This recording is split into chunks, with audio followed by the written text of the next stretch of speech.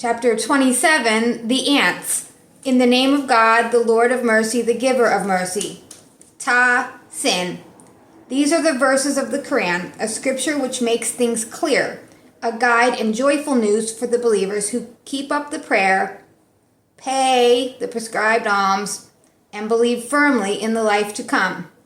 As for those who do not believe in the life to come, we have made their deeds seem alluring to them, so they wander blindly. It is they who will have the worst suffering and will be the ones to lose the most in the life to come. You, Prophet, received the Quran from one who is decisive and all-knowing. Remember Moses said to his family, I have seen a fire. I will bring you news from there, or a burning stick for you to warm yourselves. When he reached the fire, a voice called, Blessed is the person near the fire, and those around it. May God be exalted, the Lord of all worlds. Moses, I am God with the power to decide. Throw down your staff. But when he saw it moving like a snake, he turned and fled. Moses, don't be afraid. The messengers need have no fear in my presence, and towards those who do wrong, and then replace their evil with good. I am truly most forgiving and merciful. Put your hand inside your cloak, and it will come out white, but unharmed. These are among the 9 signs that you will show Pharaoh and his people, that they have really gone too far. But when our enlightening signs came to them, they said, This is clearly just sorcery, and they denied them in their wickedness and in their pride, even though their souls acknowledged them as true. See how those who spread corruption meet their end.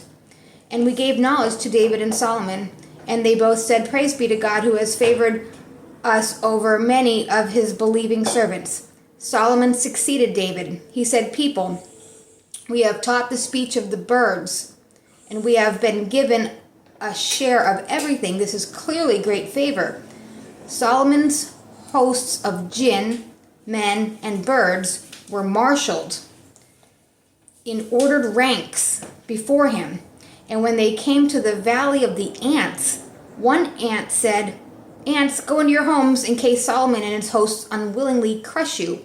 Solomon smiled broadly at her words and said, Lord, inspire me to be thankful for the blessings you have granted me and my parents, and to do good deeds that please you. Admit me by your grace into the ranks of your righteous servants. Solomon inspected the birds and said, Why do I not see the hoopoe? Spelled Hoopoe. Is he absent? I will punish him severely or kill him unless he brings me a convincing excuse for his absence. But the hoopoe did not stay away long, and he came and said, I have learned something you did not know. I come to you from Sheba with firm news. I found a woman ruling over the people who has been given a share of everything. She has a magnificent throne. But I found that she and her people worshipped the sun instead of God. Satan has made their deeds seem alluring to them and diverted them from the right path. They cannot find the right path. Should they not worship God, who brings forth what is hidden in the heavens and earth and knows both what you people conceal and what you declare? He is God. There is no God but him, the Lord of the mighty throne. Solomon said, Shall we see whether you are telling the truth or lying? Take this letter of mine and deliver it to them. Then withdraw and see what answer they send back. The Queen of Sheba said, Counselors, a gracious letter has been delivered to me. It's from Solomon, and it says, In the name of God, the Lord of mercy, the giver of mercy. Do not put yourselves above me, and come to me in submission to God. She said, Counselors, give me your counsel in this matter that I now face. I only ever decide on matters in your presence. And they replied, We possess great force and power in war, but you are commanded, so consider what orders to give. She said, Whenever kings go into a city, they ruin it and humiliate its leaders. This is what they do. But I'm going to send them a gift and see what answers my envoys bring back. When her envoy came to Solomon, Solomon said, What, are you offering me wealth? What God has given me is better than what he has given you, though you rejoice in this gift of yours. Go back to your people. We shall certainly come upon them with irresistible forces and drive them, disgraced and humbled, from their land." Then he said, "Counselors, which of you can bring me her throne before they come to me in submission?" A powerful and crafty jinn replied, "I will bring it to you before you can even rise from your place. I am strong and trustworthy enough." But one of them, who had some knowledge of the scripture, said, "I will bring it to you in the twinkling of an eye." When Solomon saw it set before him, he said, "This is favor from my Lord, to test whether I am grateful or not. If anyone is grateful for his own good, if anyone is ungrateful, then my Lord is self-sufficient and most generous." Then he said, "Disguise her throne, and we shall see whether or not she recognizes it." When she arrived, she was asked, "Is your throne like this?" She replied, "It looks like it." Solomon said, "We were given knowledge before her, and we devoted ourselves to God. She was prevented by what she worshipped instead of God, for she came from a disbelieving people." Then it was said to her, "Enter the hall." But when she saw it, she thought it was a deep pool of water and bared her legs. And Solomon explained, "It's just a hall paved with glass." And she said, "My Lord, I have wronged myself. I devote myself with Solomon to God, the Lord of all worlds." And to the people of Thamud we sent their brother Salih, saying, "Worship God alone." But they split into two rival factions. Salih said, "My people, why do you rush to bring forward what is bad rather than good? Why do you not ask forgiveness of God so that you may be given mercy?" They said, "We see you and your followers as an evil omen." He replied, "God will decide on any omen you may see. You people are being put to the test. There was 9 men in the city who spread corruption in the land without making amends. They said, 'Swear by God, we shall attack this man and his household in the night.'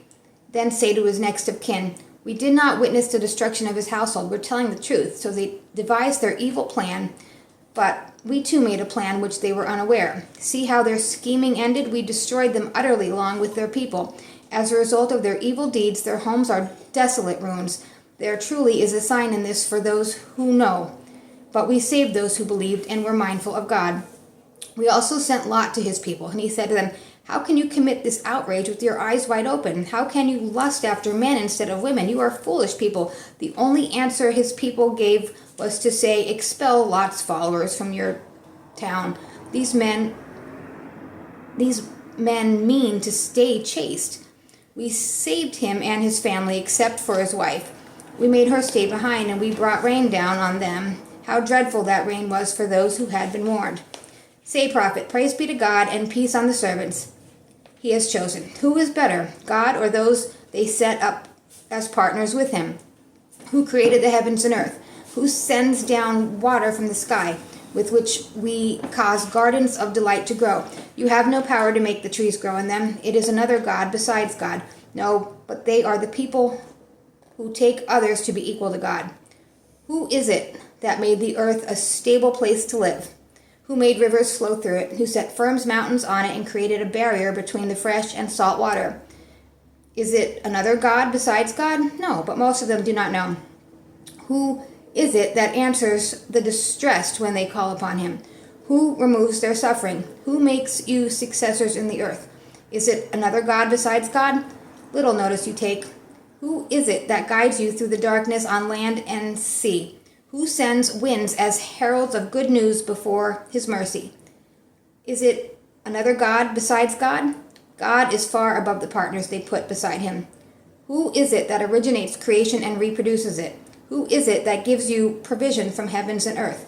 Is it another God besides God? Say, show me your evidence then, if what you say is true. Say, no one in heavens and earth knows the unseen except God. They do not know when they will be raised from the dead. Their knowledge cannot be comprehended. The hereafter, they are in doubt about it. They are blind to it. So the disbelievers say, what? When we and our forefathers have become dust, we shall be brought back to life again? We have heard such promises before, and so did our forefathers, and these are just ancient fables. Prophet, say, travel through the earth and see how the evildoers ended up. Prophet, do not grieve over them. Do not be distressed by their schemes. They also say, when will this promise be fulfilled, if what you say is true? Say, maybe some of what you seek to hasten is near at hand. Your Lord is bountiful to people, though most of them are ungrateful. He knows everything their hearts conceal and everything they reveal. There is nothing hidden in the heavens or on earth that is not in a clear record. Truly, this Quran explains to the children of Israel most of what they differ about, and it is a guidance and grace for those who believe. Truly, your Lord will decide between them in his judgment. He is the Almighty and All-Knowing. So, Prophet, put your trust in God. You are on the path of clear truth. You cannot make the dead hear. You cannot make the deaf listen to your call when they turn their back and leave. You cannot guide the blind out of their error. You cannot make anyone hear you except those who believe in our signs and submit to us. When the verdict is given against them, we shall bring a creature out of the earth which will speak to them.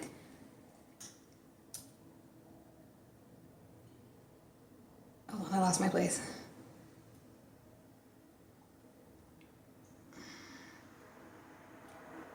We shall bring a creature out of the earth which will speak to them.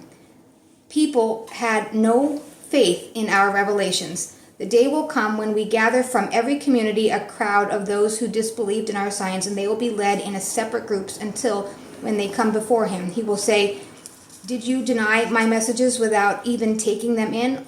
Or what were you doing?" The verdict will be given against them. Because of their wrongdoings, they will not speak. Did they not see that we gave them night for rest and the day for light? There truly are signs in this for those who believe.